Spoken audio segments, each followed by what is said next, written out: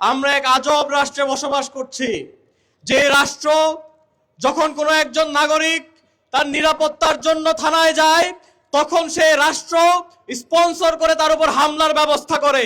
আমরা দেখেছি 1.5 ঘন্টা বসিয়ে রেখে, ভিকটিমকে বসিয়ে রেখে যারা হামলা করেছে তাদেরকে খবর দিয়ে, দাওয়াত দিয়ে এনে থানায় হামলা করার ব্যবস্থা হয়েছে। ছাত্রদলকে দাওয়াত দিয়ে এনে যে প্রশাসন এই হামলার ব্যবস্থা করেছে, আমরা সেই প্রশাসনকে ধিক্কার জানাই। তারা তো এই প্রশাসন ব্যর্থ হয়েছে নিরাপত্তা দানের ক্ষেত্রে।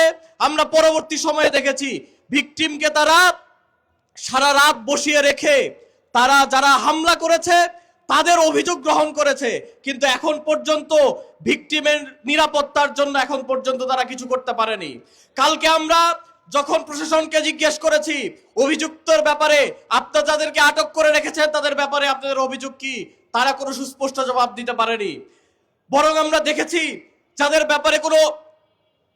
ব্যাপারে কোনো অভিযোগ নাই তাদেরকে সারা রাত আটকে রাখা হয়েছে, কিন্তু যাদেরকে মিডিয়ার সামনে, সারা বাংলাদেশের সামনে যারা আক্রমণ করেছে ডাকসু নেতৃবৃন্দের উপরে, সাংবাদিকদের উপরে, আমরা দেখতে পেলাম এই প্রশাসন সেই হামলাকারীদের বিরুদ্ধে কোনো ধরনের ব্যবস্থা গ্রহণ করতে এখন পর্যন্ত ব্যর্থ হয়েছে।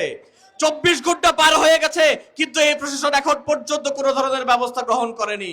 প্রিয় উপস্থিতি, আমরা আরো দেখেছি এই বিশ্ববিদ্যালয় প্রশাসন যারা দাবি করে থাকে জুলাই বিপ্লবের পরে এই প্রশাসন প্রতিষ্ঠিত হয়েছে, অথচ আমরা দেখলাম তাদেরকে ফোন করার পরে তারা সেই আবার আওয়ামী লীগের প্রশাসন যে ভাষায় কথা বলতো, আমরা দেখছি, আমরা চেষ্টা করছি ঠিক সেই একই ভাষায় তারা আমাদেরকে কালকে বুঝ দিয়েছে, কিন্তু আমরা দেখেছি তারা কোনো ধরনের ভূমিকা পালন করেনি।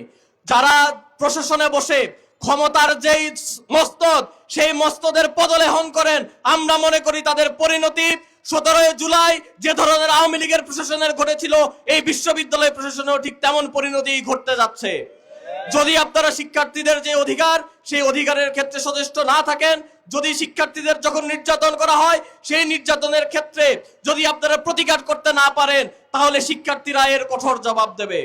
প্রিয় উপস্থিতি, আমরা দেখলাম সারা দেশে যখন একটা নৈরাজ্যকর পরিস্থিতি চলছে, তেল গ্যাসের যখন ঊর্ধ্বগতি, সারা দেশে যখন লোডশেডিং, সেটা থেকে মানুষের চোখকে ফিরিয়ে দেওয়ার জন্য তারা প্রতিটি ক্যাম্পাসকে উত্তপ্ত করতে চায়। সিটি কলেজ থেকে শুরু করে গতকাল পর্যন্ত আমরা দেখেছি প্রত্যেকটি ক্যাম্পাসে তারা নতুন করে উস্কানিমূলক অনেক কর্মকাণ্ড করেছে, যেটা সারা দেশ দেখেছে। আমরা শান্তিপূর্ণভাবে তাদের এই পাতা ফাঁদে পা না দিয়ে আমরা বারবার চেষ্টা করেছি প্রতিটি ক্যাম্পাসকে শান্ত রাখতে, কিন্তু দুঃখজনক বিষয় হলেও সত্য, তারা গতকালকে যে ধরনের ফটোকার্ড শেয়ার করেছে, এই ফটোকার্ড তৈরি করেছে ছাত্রলীগেরা। আমরা দেখতে পেয়েছি ফ্যাক্ট চেকিং এর মাধ্যমে সুস্পষ্ট হয়েছে ছাত্রলীগের অ্যাক্টিভিস্টরা এই ধরনের ফটোকার্ড বানিয়ে ছাত্র শিবিরের নেতাদের নামে চালিয়ে দিচ্ছে।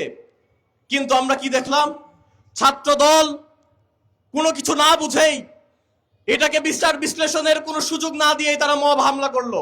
আমরা দেখতে পাই সংসদে দাঁড়িয়ে অনেক বড় বড় কথা বলা হয় এখন রাজনৈতিক সরকার এসেছে, এখন নাকি আর মবতন্ত্রের দিন নাই। অথচ গতকাল আমরা দেখলাম ঢাকা বিশ্ববিদ্যালয় ছাত্র দলের নেতা সাহসের নেতৃত্বে যে মব থানার প্রাঙ্গণে করা হলো, এই মবের ক্ষেত্রে জাতীয় সংসদ, স্বরাষ্ট্র মন্ত্রণালয়, বাংলাদেশ সরকার কি ধরনের পদক্ষেপ নেয় আমরা দেখতে চাই। আমরা জানি তারা কোনো ধরনের পদক্ষেপ নিতে পারবে না, কারণ তারা শুধুমাত্র একটি দলের সরকার। তারা যদি জনগণের সরকার হতো, তাহলে জুলাইয়ের যে আকাঙ্ক্ষা, সেই আকাঙ্ক্ষাকে বাদ দিয়ে গণরায় যেই গণভোট বাস্তবায়িত হয়েছিল সেটাকে বাদ দিয়ে তারা কখনোই এভাবে স্বৈরাচারী মনোভাব প্রকাশ করতে পারত না।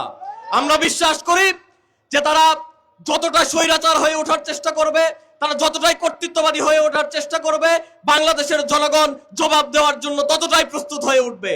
আমরা আজকের এই আয়োজন থেকে ঘোষণা দিতে চাই, তারা ক্যাম্পাসগুলোকে উত্তপ্ত করার চেষ্টা করছে, তারা আবার গণরুম গ্যাসরুমকে ফিরিয়ে আনতে চায়। আমরা এখান থেকে ঘোষণা করতে চাই, বাংলাদেশ ইসলামী ছাত্র শিবির যতদিন আছে ক্যাম্পাসগুলোতে, ততদিন পর্যন্ত কোন শক্তি আবার কোন কর্তৃত্ববাদী ব্যবস্থা এই ক্যাম্পাসে বাস্তবায়ন করতে পারবে না ইনশাআল্লাহ। আমরা ঘোষণা দিতে চাই, আর কোন গণরুম, কোন গেস্ট রুম এই ক্যাম্পাসে ফিরে আসবে না ইনশাআল্লাহ। সন্ত্রাসবাদীদের বিরুদ্ধে এই সংগ্রামে আপনারা সকলে আমাদের পাশে থাকবেন, এই আশাবাদ রেখে কথা শেষ করছি। আসসালামু আলাইকুম ওয়া রাহমাতুল্লাহ।